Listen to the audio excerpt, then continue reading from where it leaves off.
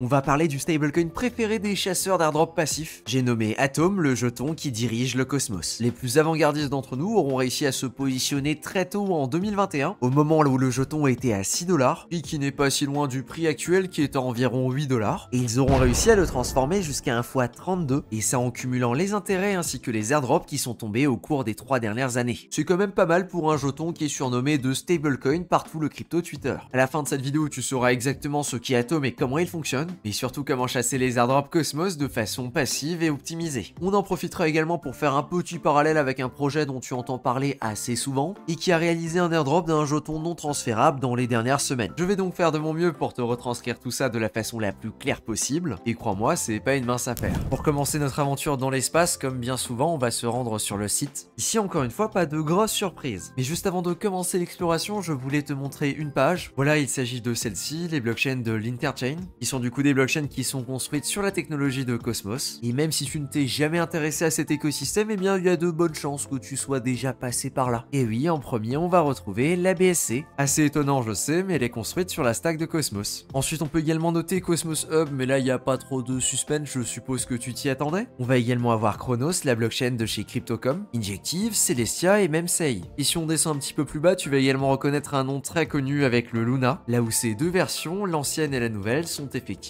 construite sur l'Interchain Stack. Donc oui, effectivement, même si tu as utilisé MetaMask toute ta vie, eh bien tu as probablement déjà fait des transactions sur une blockchain qui tourne grâce à Cosmos. Et tu vas voir que le terrier de lapin court bien plus profond que ça. Revenons-en à Cosmos, et donc je pense que tu l'as compris, c'est un outil qui permet de connecter différentes blockchains. Et oui, déjà à l'époque, en 2019, cette notion d'interopérabilité et de Layer 0, eh bien elle existait. Et ce bien avant que le fameux Layer 0 se développe. Si je devais comparer les deux, ici la différence principale c'est que Cosmos c'est quelque chose qui s'est construit avant, et donc sur lequel les différentes blockchains ont pu construire, ce qui fait donc en sorte qu'elles sont reliées par la même technologie et donc que c'est assez facile de passer de l'une à l'autre, et ce à l'inverse d'un Layer 0, là où son interopérabilité est venue après la création de différentes blockchains, et là où a posteriori, une fois que les blockchains sont déjà créées, on essaye de les connecter entre elles, chose qui est quand même relativement complexe car parfois elles peuvent être très éloignées ces blockchains. Ça c'est donc la proposition de valeur de Cosmos, un outil de communication inter-blockchain pour transférer des informations à droite à gauche de façon sécurisée, notamment des jetons, des NFT, de la valeur ou encore de la data. Et c'est clairement un sandbox pour les développeurs qui peuvent construire à partir de cette tech là et qui peuvent finalement se développer de la façon dont ils le souhaitent, ce qui permet de donner naissance à tout type de projet. Ici on peut notamment citer des appchains qui sont donc des blockchains construites pour faire tourner spécifiquement certaines applications, par exemple Celestia qui est particulièrement centré sur la problématique de la data availability, DYDX l'un des meilleurs perfs disponibles sur le marché, projet dont on parlera un petit peu plus tard en détail car ils sont en collaboration commerciale avec cette vidéo, ou même Osmosis, un échange décentralisé qui fonctionne sur l'Interchain. Dans la même veine des appchains, on pourrait également citer Stargaze qui elle est totalement dédiée au trading de NFT.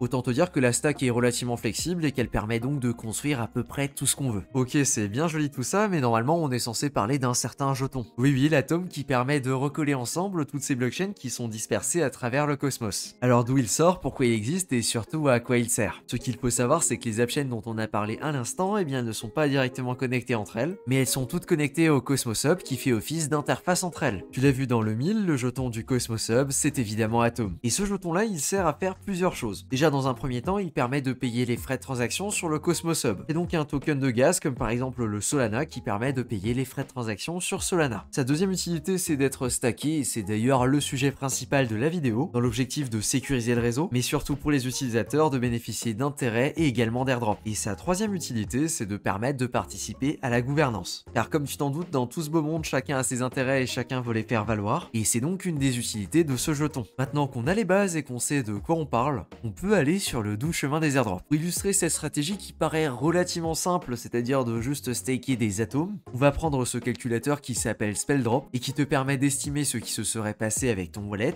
si tu avais staké une certaine somme d'atomes début 2021. C'est d'ailleurs l'outil que j'ai utilisé en tout début de vidéo pour te montrer ces fameux chiffres. J'en profite d'ailleurs pour remercier toute la communauté sur le Discord qui s'intéresse particulièrement à l'univers Cosmos, qui est d'ailleurs l'un des sujets airdrop les plus actifs. Tu verras à plusieurs reprises que je vais me baser sur des informations qui ont été publiées dans celui-ci et qui ont été épinglées. Donc un énorme merci à vous tous qui êtes actifs dans cette partie-là du Discord. Utilisons donc notre calculateur à vendre du rêve et appuyons sur Calculate. Ici, voilà ce qui se serait passé si j'avais stake 10 atomes en début 2021, soit 60$ à l'époque. Il y a vraiment 3 gros airdrops qui ressortent. Le plus impressionnant, c'est celui de Celestia qui représente représente les 3/4 des profits. Ensuite en deuxième on va avoir Osmosis qui commence quand même à dater, ça remonte à il y a plus de 3 ans. Puis Dimension en troisième qui est l'un des derniers. Et en quatrième les Stacking Rewards qui sont payés directement en Atom. Alors le track record, maintenant qu'on le regarde comme ça à face value, il est vraiment pas mauvais. On pourrait même dire qu'il est excellent. Maintenant il faut quand même garder plusieurs choses en tête. Déjà c'est que c'est une rétrospective et donc que ça ne présage pas des prochains airdrops. Pour X ou Y raison, ceci pourrait être moins intéressant par exemple. Ou tout simplement il pourrait ne pas y en avoir pendant un long moment. Ensuite on parle également ici d'un stacking sur une période d'environ 3 ans et demi. Il faut savoir que pour être éligible à quand même pas mal d'airdrops, eh bien il faut avoir de l'ancienneté. Là où pour Celestia par exemple, la snapshot avait été prise quasiment 10 mois avant le moment de l'airdrop. Et c'est quelque chose de quand même assez commun du côté des airdrops sur Cosmos. Et juste avant de passer à la pratique, parce que promis c'est le prochain segment, pourquoi est-ce que des projets comme Celestia feraient des airdrops à des gens qui stake des jetons sur Atom? Il y a plusieurs raisons là derrière. Déjà la première c'est que généralement les projets qui vont airdropper aux stakers Cosmos, eh bien ce sont des jetons qui peuvent eux-mêmes être stakés. En sélectionnant des wallets qui stake déjà, on s'assure que le concept est déjà compris et qu'il est déjà utilisé, et donc que ce sont quand même les personnes les plus à même à refaire exactement la même chose directement sur une nouvelle blockchain. L'exemple type ici c'est Celestia qu'on peut également stake ou encore Dimension par exemple. Ensuite c'est pour cette fameuse question de décentralisation, c'est sûr que quand tu lances ton projet il faut absolument une allocation initiale, et si tu donnes absolument tous les jetons soit à des copains soit à des personnes qui ont participé au développement du projet, je veux pas dire mais c'est la fout mal pour des personnes qui mettent en avant la fameuse décentralisation. Et finalement comme tu le sais très bien, il ne faut pas oublier que les airdrops c'est également un outil marketing. Qui dit un airdrop réussi dit également bien plus d'attention sur le projet, et l'attention des dégénérés crypto c'est justement ce que cherchent les projets, et ce encore plus particulièrement quand ils lancent un nouveau jeton. C'est donc à mon sens les raisons principales pour lesquelles les stakers d'Atom sont particulièrement ciblés par les airdrops. On arrive maintenant finalement à la partie pratique et c'est là que ça se complique. Mais avant de rentrer dans le détail, il y a évidemment un prérequis pour pouvoir stake du Atom, et c'est tout simplement d'avoir un wallet compatible Cosmos SDK.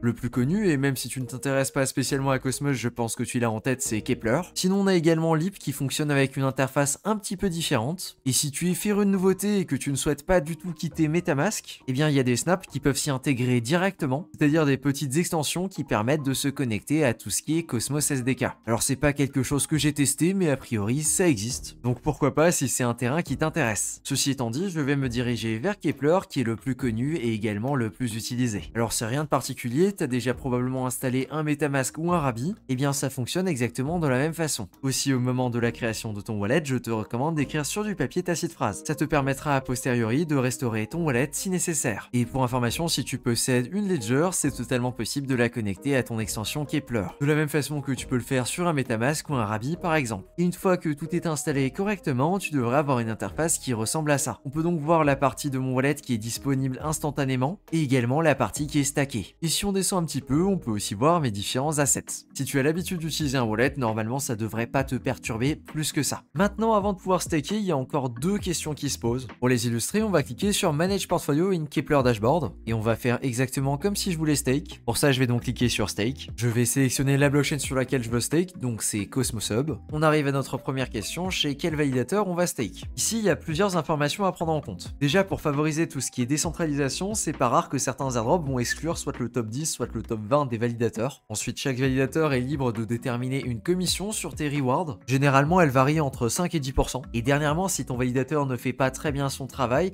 c'est possible que les sommes que tu as déposées dessus se fassent slasher, c'est-à-dire qu'un pourcentage des fonds que tu as posé dessus peut disparaître. Autre information à garder en tête, on parle bien ici de déléguer ses jetons, ce qui veut dire que même si demain un validateur auquel tu as délégué est complètement down et n'est plus utilisable, tu auras toujours la possibilité de venir unstake tes fonds ou alors de venir les redéléguer vers un validateur qui est plus actif. Du côté des personnes qui stake, il y a énormément de débats par rapport à ces validateurs et vers qui déléguer. De mon côté, j'ai clairement pas l'historique de chacun de ces validateurs et donc je vais plutôt te partager l'avis des champions qui sont sur le Discord. Sur le Discord, ce qui a l'air de ressortir, c'est du Everstake, du Stakecito et du Imperator.co. Attention par contre, Everstake est clairement dans le top 10. Et en me basant sur d'autres documents, ce serait NotStake, SmartStake et EcoStake. Le souci là derrière, c'est que généralement, il n'y a pas trop d'arguments pour l'un ou pour l'autre, et c'est plutôt une question de confiance et d'historique. Donc ici, je préfère largement m'en remettre à des personnes qui ont plus d'expérience que moi dans ce domaine. Et sinon, pour t'aider, tu peux également regarder du côté des étoiles, là on peut avoir par exemple un Performer ou un Decentralizer, qui sont des achievements pour dire que ces validateurs-là, eh bien, ils ont un bon track record. Alors disons maintenant que j'ai sélectionné EcoStake parce qu'il est dans une des listes, plus qu'il a le statut Performer. Ici, on va donc m'afficher que si je stake dessus, il y a une commission de 5% qui est prélevée, ce qui implique que je vais avoir un APR de 13,61%, et également que si je souhaite unstake, il va falloir patienter 21 jours entre le moment là où je fais la transaction et le moment là où je reçois mes jetons. Alors ça, le délai de unstake, c'est un standard et tu vas l'avoir sur tous les validateurs. Ok, admettons qu'on va choisir celui-là, maintenant on va cliquer sur stake. Et là vient une question très importante, combien je stake? Non, vraiment, c'est une vraie question, combien? Est-ce que je stake beaucoup? Est-ce que je stake pas beaucoup? Et surtout, est-ce qu'on a des chiffres quelque part pour se comparer par rapport à ce que les autres personnes font? Parce que comme tu le sais, dans les airdrops, il ne s'agit pas tant de performer, mais également de performer par rapport aux autres personnes qui chassent les airdrops. Alors malheureusement, ici, on va pas pouvoir se servir de Dune Analytics, tout simplement car il ne prend pas en charge Cosmos pour sortir des données. Donc on n'aura pas un joli dashboard tout fait comme ça, très joli. Par contre, en me basant sur les différents posts qui sont épinglés sur le Discord, eh bien je suis tombé sur un certain Jaga qui a l'air quand même plutôt bien renseigné sur les chiffres. Alors malheureusement, je sais pas exactement d'où il sort ça, mais bon, c'est quand même suffisamment précis pour que ce soit cohérent, donc je vais lui faire confiance et disons qu'il ajuste. J'ai d'ailleurs comparé à d'autres données qui ont été reportées sur le Discord et ça coïncide à peu près, donc ça me paraît tout bon. Nous, ce qui va nous intéresser, c'est donc cet encart là avec l'atome, et en date du 14 avril, voilà ce que ça donne au niveau des stats.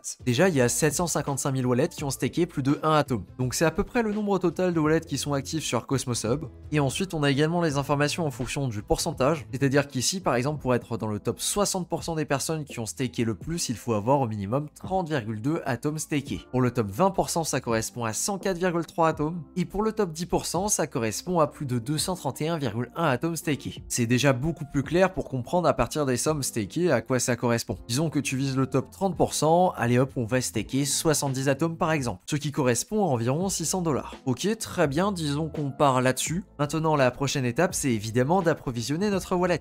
Parce que oui, il faut des atomes pour stacker des atomes. Alors là, tu vas avoir le choix, soit tu peux passer par ton CEX préféré, et du coup, c'est très simple, tu vas venir acheter de l'atome dessus, et dans la petite partie retrait, tu vas tout simplement indiquer ton adresse Cosmos. Adresse que tu peux choper juste ici en cliquant sur copier adresse, et en sélectionnant ton adresse sur le Cosmos Hub, comme ça. Tu as donc juste à la coller et à valider ton retrait, et ça fonctionnera très bien. Voilà donc à quoi ça ressemble sans trop de suspense. On sélectionne le jeton, on sélectionne l'adresse de retrait, on sélectionne ensuite ici la blockchain, mais normalement ça se fait automatiquement. Ensuite ici, il va y avoir un champ qui dit mémo. Ce champ-là, t'as pas besoin de le remplir quand tu retires vers la blockchain, mais par contre, si tu déposes vers un échange, celui-ci te dira quoi mettre dans ce champ. Et ensuite, tout simplement, la somme que tu veux retirer. En quelques minutes, tes fonds vont apparaître directement sur ton wallet. Maintenant, il existe également une deuxième solution, et celle-ci, c'est de faire un bridge via la blockchain. Pour ça, il y a plusieurs sites qui existent. Il y a par exemple SquidRouter, Bridge qui est intégré à vraiment beaucoup de blockchains différentes, donc c'est plutôt sympathique si tu veux partir de n'importe où. Et Bridge aussi qui n'a pas encore de jetons, donc qui sait peut-être un airdrop un jour si tu décides de l'utiliser. Pour l'utilisation, c'est rien de particulier, tu vas connecter ton wallet.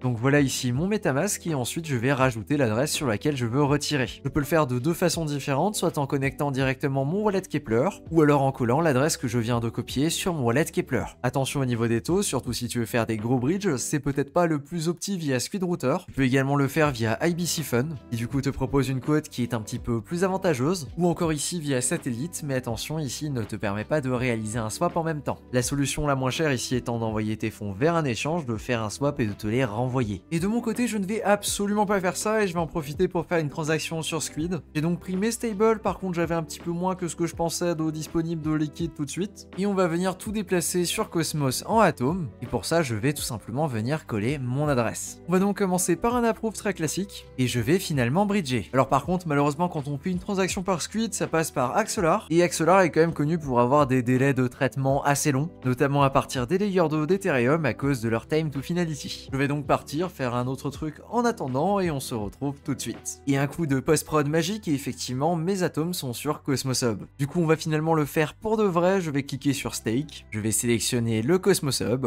je vais choisir du coup EcoStake et allez soyons fous, je vais stake 58 atomes, ce qui d'après le copain Jaga correspond à environ le top 35%. Je vais donc cliquer sur le fameux bouton Stake et voilà, j'ai juste à approuver. C'est fait et je peux enfin dire que j'ai un pied dans l'écosystème Cosmos. Ça devrait réchauffer le cœur de pas mal de personnes sur le Discord. Ok, voilà, c'est fait. J'ai l'impression que ma vie est vide de sens maintenant que j'ai accompli cette mission. Et du coup, c'est quoi la prochaine étape? Concrètement, il y a encore deux cases supplémentaires qu'on peut cocher. La première, ça va être de regarder du côté des autres blockchains qui construisent sur Cosmos pour se positionner de la même façon en créant des combos qui sont uniques. Car effectivement, si tu regardes juste les personnes qui ont stake de l'atome, il y en a quand même pas mal. Mais par contre, les personnes qui ont stake de l'atome, du Celestia, du Neutron, de l'Osmosis ou encore du DYDX par exemple, et bien si tu fais la somme de tout ça, tu peux te positionner de façon encore plus pertinente. Parlons donc un petit peu de ces autres projets. Et dans cette catégorie d'autres projets qui construisent sur Cosmos, on peut par exemple parler de DYDX, qui du coup est en collaboration commerciale avec cette vidéo. On parle ici d'une appchain qui est entièrement dédiée au trading de perpetuals,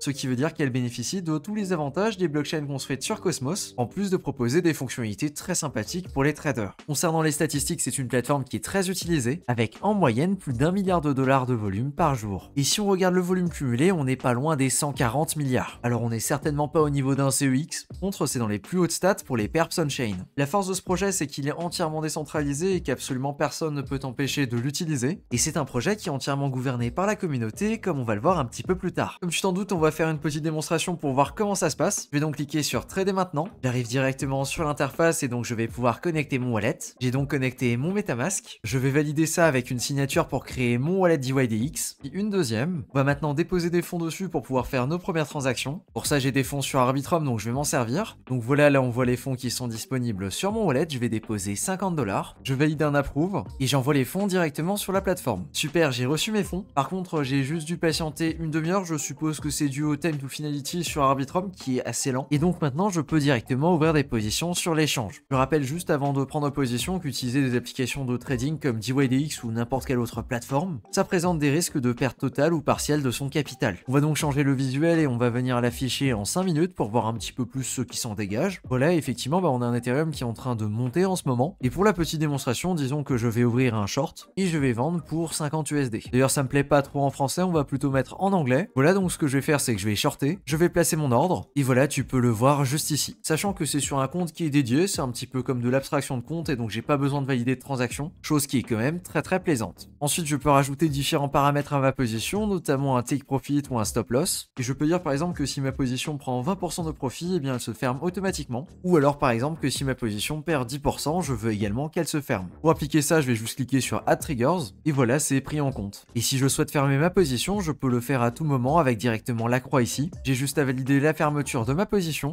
et voilà, encore une fois, en un clic, c'est fermé. Comme tu peux le voir juste ici, à chaque trade, je vais récupérer des jetons DYDX, jetons qui sont directement disponibles dans l'interface ici si je vais sur DYDX, et jetons que je peux stake pour récupérer un APR en USDC qui dépend des frais de trading générés par la plateforme. En général, il est entre 15 et 30% annuels. Si je souhaite stake, voilà comment ça fonctionne, je vais aller dans DYDX et dans Stacking Reward, j'ouvre mon wallet Kepler et je vais ici dans Manage Chain Visibility, je vais chercher DYDX pour venir le rajouter et je sauvegarde, je vais venir copier mon adresse et je peux transférer vers celle-ci. Alors j'ai placé quelques autres trades histoire d'avoir quand même un petit peu plus de DYDX, je confirme donc mon transfert et voilà, les jetons sont déjà disponibles sur mon wallet. Je peux donc aller dans Stake, sélectionner DYDX, trouver un validateur qui me convient, disons le premier, et voilà, je peux stacker directement dessus, à prendre en compte qu'il y a quand même un délai pour une stake de 30 jours, et voilà, je peux directement stacker. Preuve en direct que ça fonctionne avec vraiment très peu de frais et même des petits montants. Et à partir du moment là où c'est stacké, tu peux aller dans la partie gouvernance. Ici, tu peux voter pour les différentes propositions. En novembre dernier, DYDX a migré vers sa version 4 et elle apporte vraiment pas mal de nouveautés, comme par exemple le fait d'avoir une blockchain dédiée qui est construite sur Cosmos, parce qu'avant c'était pas le cas, chose qui permet d'améliorer les performances, la sécurité et également de monter jusqu'à 2000 transactions par seconde. Ils ont également sorti très récemment une version qui est compatible avec iOS, donc c'est directement une application que tu télécharges sur l'App Store et que tu peux utiliser pour faire tes trades. Et avec cette migration vers leur propre blockchain, il y a donc toute cette nouvelle mécanique avec les jetons DYDX qui sont redistribués aux traders, ainsi que 100% des frais qui sont redistribués aux stakers et validateurs en USDC. Comme on peut le voir en direct, aujourd'hui ça représente environ 14% d'APR. Aujourd'hui on est donc sur un projet qui se développe plutôt bien et qui dans quelques semaines devrait intégrer une nouvelle feature très intéressante, c'est la possibilité de lister directement n'importe quel nouveau jeton sur la plateforme, chose qui pourrait ramener une toute nouvelle dynamique à DYDX. Voilà pour cette petite présentation d'un projet qui construit sur Cosmos. Au niveau des autres projets et surtout des autres jetons qu'on peut stake, on va également retrouver du Osmosis.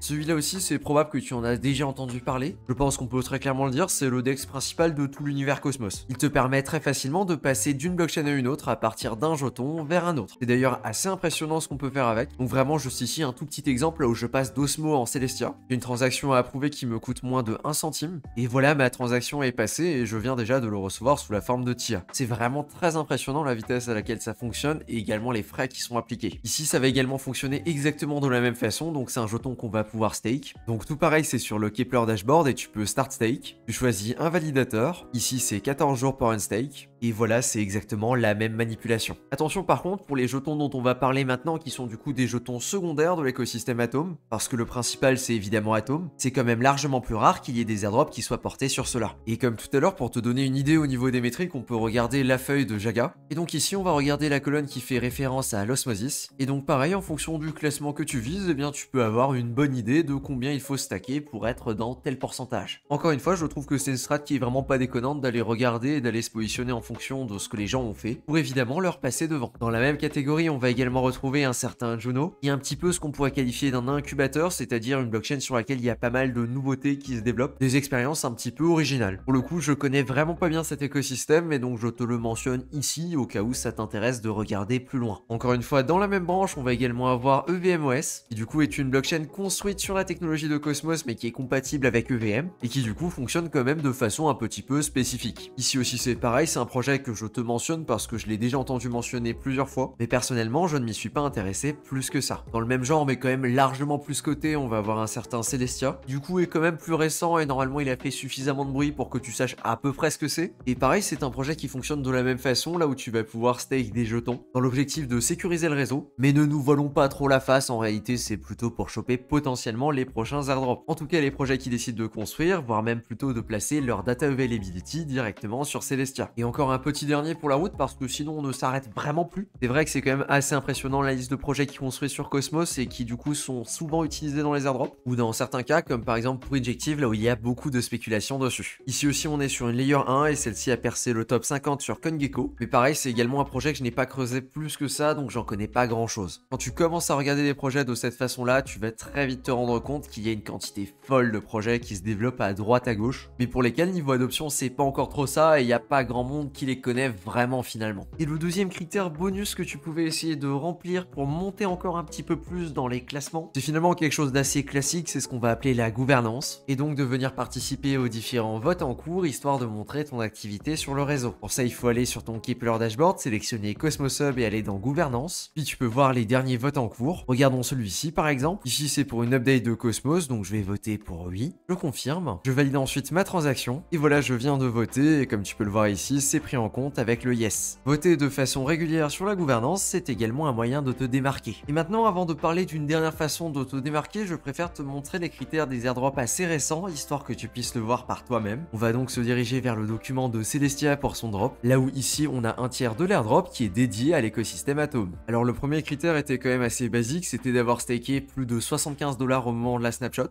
75$ actuellement, ça fait environ 9 atomes. Et eux ici, ils ont séparé les personnes éligibles en 3 catégories, et ces catégories-là vont représenter et la somme qui a été stackée, et également l'activité on-chain, avec notamment le nombre de transactions qui passent par l'IBC, l'âge du compte, les frais dépensés, etc. Des critères qui sont relativement classiques et que l'on peut optimiser en faisant les différentes stratégies que j'ai expliquées un petit peu plus tôt dans la vidéo. Concernant Dimension, qui est un petit peu plus récent, c'est assez différent. Ici, ils se sont pas trop embêtés, c'est toutes les personnes qui avaient plus de 1 atome stacké qui étaient éligibles. Et ensuite, il y avait un exemple particulier que je cherchais mais que j'arrive absolument plus à retrouver, donc il va falloir me faire confiance là-dessus. C'est un cas de figure là où pour être éligible à l'airdrop, il fallait avoir plus de jetons atomes entre 2 snapshots, plus particulièrement des jetons stackés. Ça veut donc dire qu'il fallait tout simplement compound ces rewards. Alors je vais te montrer comment ça marche de façon très simple. Comme tu le sais, quand tu stakes, tu vas donc générer des rewards. Ces rewards sont disponibles juste ici avec le bouton claim. Et donc là on peut voir les différentes rewards auxquelles je suis éligible, notamment du Atom, du TIA et de l'USDC pour DYDX. Ici ce qui va nous intéresser c'est surtout le bouton claim and stake qui va donc faire du compound automatiquement. Je vais donc cliquer sur claim and stake. Et ce qui va se passer c'est que ce montant là de reward va être récupéré et va être redélégué directement au validateur auquel je délègue. Chose que tu peux voir juste ici dans les informations de la transaction. Et voilà c'est fait, je viens de compound mes rewards. C'est quelque chose que tu peux faire disons une fois par mois. Évidemment ce sera plus intéressant si tu as stacké une quantité plus importante de jetons. Voilà, ça c'est toutes les informations de base qui sont nécessaires pour comprendre pourquoi stacker des jetons sur Cosmos, et également comment être éligible au maximum d'airdrops possible. Maintenant la vidéo ne s'arrête pas ici et je vais également aller un petit peu plus loin en parlant un petit peu des jetons, des tokenomics, etc.